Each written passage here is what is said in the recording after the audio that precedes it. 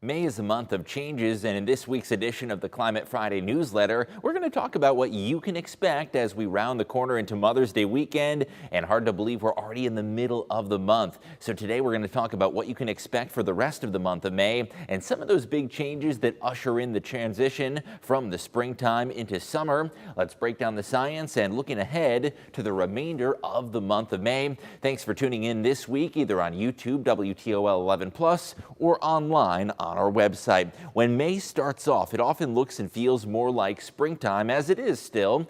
And on May 1st, our average high temperature is only 68 degrees. Yes, there is still some light jacket weather in the forecast early on in May. Now, as we flip the calendar towards the end of May and the start of June, some significant changes come in the weather. By the end of the month, 78 is our average high temperature, feeling more like summer. It's amazing. There's a 10-degree jump within the course of the month, a sign that May is a month of transition. Now, in addition to those temperatures climbing, there is a lot of rain that typically falls during the month of May. Even though in the past we've talked about the saying, April showers bring May flowers, it is the May showers that make May the wettest month of the year. We get close to 4 inches of rain in a typical month of May, with 3.82 inches the average rainfall in the month of May. It makes May the #1 wettest month, and that may be a bit of a surprise to some of you that May, it's actually wetter than June, and it's wetter than April as well, with 3.82 inches of rain. Over the course of the entire month, our average high temperature is 73.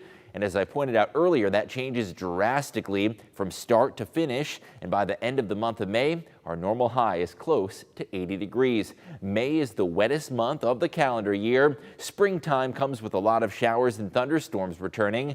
April takes the cake for #2 on the list, tied for the second wettest with the month of June. We're not done with those spring and early summer showers just yet. The month of June often features pop-up thunderstorms and continual rain showers. Both April and June feature 3.45 inches of average rain. Now, even though we are inching towards some more summer-feeling weather, we aren't totally in the clear from the chilly weather just yet. The good news is that WTOL 11 10-day forecast does not have any frost or freeze. This is a very busy time for gardeners and farmers alike, with the spring planting season in full swing. And the earliest we have seen our last freeze of the season, sometimes we can say goodbye to the freeze in March, but some years are anomalous in that we can still get a frost or freeze into June. And a freeze is defined as sub 32-degree temperatures. In 1972, we actually got a spring freeze that happened a little bit later into the start of meteorological summer. On the 11th of June of 1972, we did get some freezing temperatures, so we're not totally out of the woods yet, but it is looking promising based on that 10-day forecast. May can also feature some significant highs in the weather in addition to those cold lows. Our monthly record, that happened back in 2018. Many of you may remember that if you were living in Northwest Ohio and Southeastern Michigan just 5 years ago. This happened on May 28th, right before Memorial Day weekend, and we reached a high temperature of 98 degrees. So that being said, we've never hit the triple digits in the month of May, but we have gotten awfully close. Now, May temperatures as a whole are getting warmer, in part due to climate change. We've seen an uptick of 2.3 degrees during the month of May, and that is in the past decade alone. If 2 degrees doesn't sound like much, consider the fact that that happened over the course of just 10 years, and when you multiply that over 2 decades, 3 decades or more, you can see why climate change is having such a big impact on our temperatures. In other words, warm temperatures and a summer feel during the month of May is becoming more commonplace in the future. Now, on average, our temperatures are going to skyrocket in the coming months. During the month of June, we average a high temperature of 83 degrees as summer kicks into full gear. July is statistically our warmest month of the year, and we average a high of 87, and that is our new normal within the parameters of climate change. It used to be that we only averaged about 84 in July, but based on the new data over the past decade or so,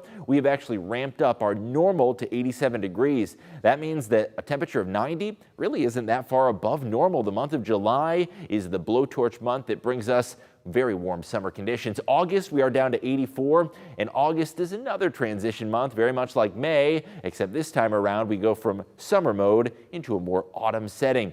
Regardless of what the rest of May has in store, the WTOL 11 weather team will keep you updated, and it may feature a bit of a chillier setting. That blue color across the Great Lakes region, that shows you cooler than normal conditions. Now, our average high is already well up into the 70s, so that blue color might only reflect just a little bit below normal. In that 10-day forecast, you'll see some upper 60s to around 70 degrees, so certainly a little bit more chilly, but nothing too far out of the ordinary, and we are not expecting frost or freeze in that 10-day forecast. As May continues to unfold, the WTOL 11 weather team will keep you updated, and we should see some more showers and also a nice climb in those temperatures. Tune in next week and subscribe at WTOL.com/email for the latest Climate Friday newsletter.